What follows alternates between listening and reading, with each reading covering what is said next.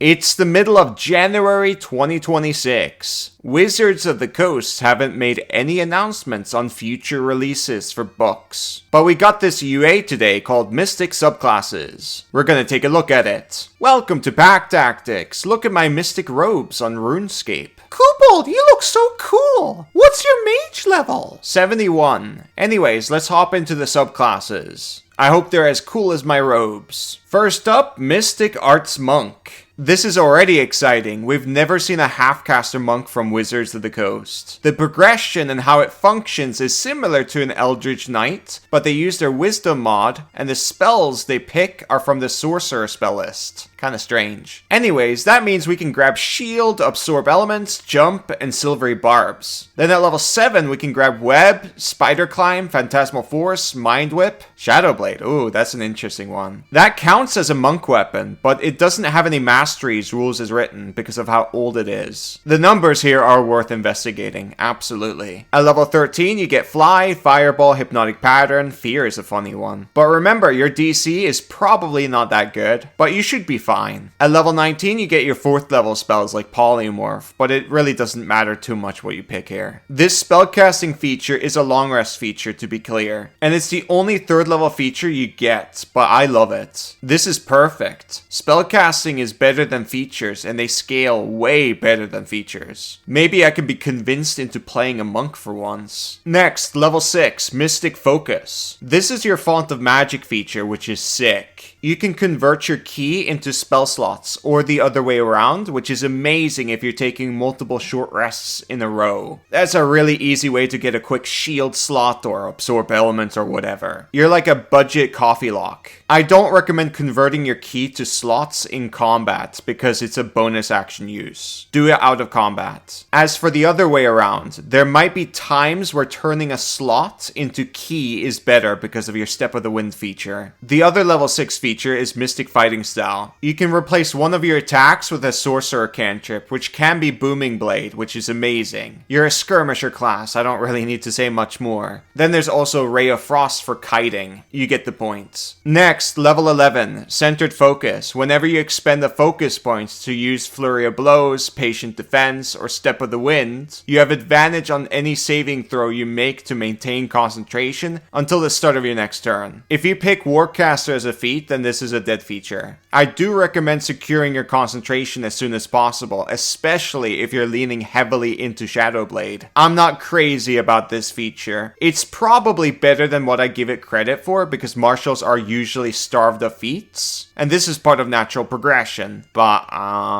Next, Capstone. This one is funny. When you take the attack action, you can replace 2 attacks with a casting of one of your 1st or 2nd level sorcerer spells. Here's the problem. You only do 2 attacks as an attack action. It's effectively the same as using a magic action normally. So this is a dead capstone. I love this new monk though. It's a budget coffee lock. But they really need to fix the higher level features though. It's terrible to have dead features. Rogue caught my eye by name itself. It stole me away from Paladin. It's called Magic Stealer. Let's see if it's better than Thief. Empowered Sneak Attack. It's a 30-foot reaction that's sight-based. It triggers when someone casts a leveled spell. That could be from your friends or the enemies. When triggered, your sneak attack deals extra force damage equal to a number of d6s equal to the spell level cast. You can do this a number of times equal to your intelligence modifier. That's a bad modifier. And you regain on a long rest. So that means you'll be able to do it like 3 times at best. This is terrible, guys. It says in the flavor text you absorb magical energy from the spell, which doesn't fit with the mechanics. Mechanically, you're not absorbing anything. You just saw a leveled spell being cast and now you have a bonus. It's dumb. Next, Drain Magic. As a magic action, you can touch a willing creature and end one ongoing level 1 or 2 spell on it. The creature immediately recovers 1 expended spell slot of level 2 or lower. The target chooses. It's a short rest feature. This can sort of be a spell slot printer where your friend can ritual cast Detect Magic or something, and then you remove the spell and they'll turn it into a 2nd level spell slot, which is insanely good. You're turning your friend into a mini warlock. There's also a mini Dispel Magic here, which can help free your friend from a whole person or suggestion spell. But keep in mind, that's a magic action, and normally it's not your job to do something like that. But it's something to consider at least. Level 9, Magical Sabotage. You get 3 Cunning Strike options. Spell Susceptibility, it gives the enemy disadvantage on the next save against spells until the start of your next turn. That's really good. Your caster friends will love you. Disrupt Spell, this also lasts until the start of your next turn. Whenever the target casts a spell, it needs to make an intelligence save, and on a fail, the spell is wasted. That's even better. And last one is Steel Resistance. Choose one kind of damage. If the target has resistance to that damage, until the start of your next turn, the target loses that resistance and you gain that resistance. Interesting feature, but it doesn't fit the subclass. It's a rare use too. Spell Susceptibility and Disrupt Spell are amazing here, especially if you get extra attack somehow. That way you have more chances to land the strikes, of course. Level 13, Occult Shroud. You get the non-detect spell and it lasts 24 hours. Ribbon feature. The other feature you get is Improved Drain Magic, which is fantastic. Now your Drain Magic is a bonus action use, and the spell your friend can pick can be up to 3rd level spells. Turning a ritual spell into a 3rd level spell slot is crazy good. Holy moly. Capstone, Empowered Sneak Attack. You can force a con save on the caster. On a fail, the spell dissipates with no effect, and the target is stunned until the start of your next turn. That's really important for endgame. Unfortunately, it only has a range of 30 feet. Counterspell and stuff like that has 60 feet. But hey, you'll get it off. You're a rogue, you'll run up to them. This is an above average rogue subclass. It's very backloaded, but mechanically I don't think it fits the theme at all. You're not stealing a lot of spells here. I thought this was going to be like a copycat caster, where you see a spell and you replicate that spell or something. But anyways, Paladin time. Spell card. Protect your allies from villainous magic. Haha! Guardian Bond. You touch a willing creature within 5 feet, and for an hour while the creature is within your reach and is hit by an attack, you can use your reaction to add your charisma mod to the creature's AC. There's a funny reading here where it doesn't say how long the AC lasts. The AC has no duration. The bond has a duration. So rules as written, you can just get infinite AC. That's another short for me to piss off Redditors again, just like the old days. Good thing this is in a UA, so it will likely be patched up. That aside, it's pretty strong. You and the Spirit Guardians dodging Cleric will destroy everything in your path because they'll join you in melee. If you don't have anybody joining you in melee, then this is pretty crap. Oath spells. Shield, Counterspell, Dispel Magic, and Resilient Sphere are pretty good. It's an okay list overall. Spellguard Strike. When you see a creature casting a verbal, somatic, or material, you can take a reaction to make a melee attack against that creature. This will rarely ever trigger even in front of a spellcaster, because they will always move away and then cast a spell. And also, a lot of the new casters in the books now use features that teleport rather than spells. So this is bad. Level 7, Aura of Concentration. Ooh, I love the sound of that. Advantage on concentration saves. Casters usually pick up Warcaster very early, which makes this feature useless to them. And I still recommend they do pick up that feat. That way, they don't need to rely on you, Mr. Paladin who goes into melee. But hey, you personally don't need Warcaster anymore yourself. This is part of natural progression. That aura is never leaving you. Level 15, Spellbreaker Blade. Immediately after you hit a creature with your Spellguard Strike, you can cast Counterspell as part of that same reaction. Spellguard is almost never going to trigger. I already talked about that. This is a nothing burger. Capstone, Eternal Spellguard. It's the usual capstone transformation for paladins. Your bond gives your friend resistance to all damage. You and all of your friends have advantage against spells. That's amazing. And spell attack rolls against you and your friends in the aura have disadvantage. That's weird. Protection from magic doesn't have a range, but the spell ward does, and it's tied to your aura. That might be a mistake. Anyways, I think this paladin sucks. The progression is terrible. Next, Warlock.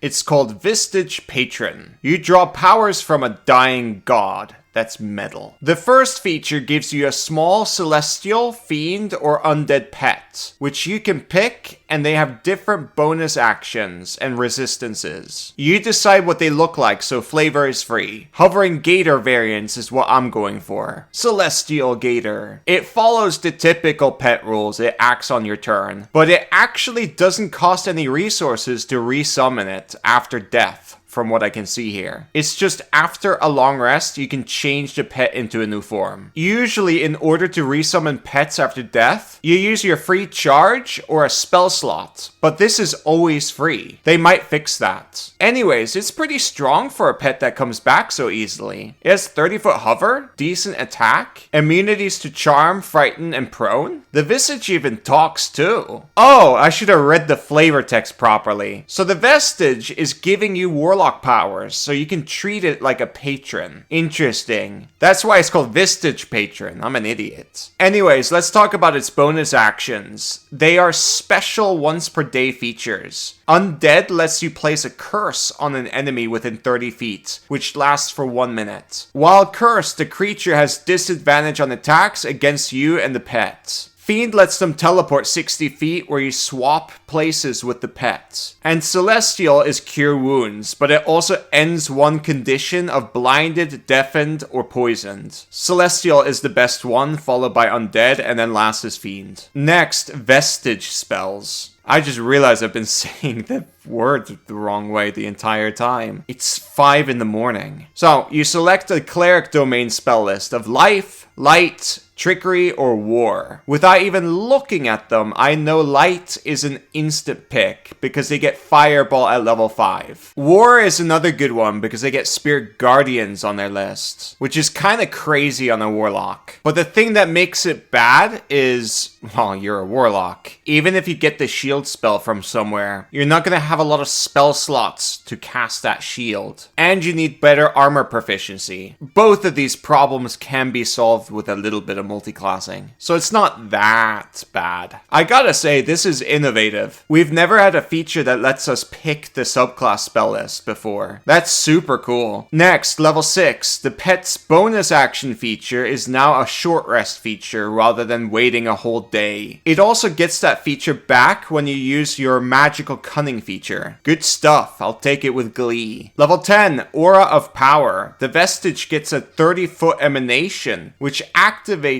with a bonus action. The aura lasts a number of hours equal to your charisma modifier, which is probably 5 hours. You and your allies within the aura gain resistance to fire, necrotic, and radiant damage, and have immunity to charmed and frightened conditions. This pet is better than most paladins nowadays. By Tiamat's tits, that's a lot of stuff. In addition, when you drop to 0 HP in the aura, you instead change your HP to a number equal to your warlock level plus your charisma mod. The pet is then dismissed into a pocket dimension and can't return until you finish a long rest. So not only do you get 3 resistances and 2 immunities, there's also a death ward on top of all of this. This long rest feature is 10 out of 10. It's wildly more powerful than anything we've read here today. And it's better than most paladin subclasses. What the heck? 30-foot emanation is massive, by the way. And it's hovering around, so it's not that easy to get rid of. I think this is gonna get nerfed. There's like a billion things going on here. Now for Capstone, Semblance of Life. Your pet can now turn into a Tasha summon for 1 minute. It doesn't require expending any spell slots or any material components. It's still concentration though, and it only lasts for 1 minute. It's a once per long rest feature. The options you have is Summon Celestial, Summon Fiend, or Summon Undead. I'm happy it doesn't cost components or a spell slot, but it still requiring my concentration is kind of annoying. Summon Celestial and Summon Fiend are 2 really high level spells, and I'm a warlock who doesn't really have that many resources. So this is really powerful. Celestial specifically is really good at sniping with 600-foot range. Anyways, that's the warlock. It's crazy strong. I love the flavor of it too. I think it's a super fun idea to make the Vestige the patron. This is already giving me fun character ideas. Anyways, that's it. I hope you enjoyed it. It's 6 in the morning where I live, so good night. Sleepy time.